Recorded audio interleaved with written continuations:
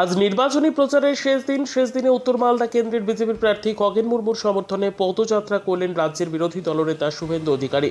পুরাতন মালদার পালপাড়া এলাকা থেকে শুরু হয় পদযাত্রা। গোটা পুরাতন মালদা শহর প্রার্থী খগেন মুর্মুকে সাথে নিয়ে পায়ে হেঁটে পদযাত্রা করেন রাজ্যের বিরোধী দলনেতা শুভেন্দু অধিকারী। বিপথে যাত্রা শেষে শুভেন্দু অধিকারী মালদা শহর জুড়ে দক্ষিণ মালদা কেন্দ্রের বিজেপি প্রার্থী শ্রীরূপা মিত্র চৌধুরীর সমর্থনে পদযাত্রা করবেন।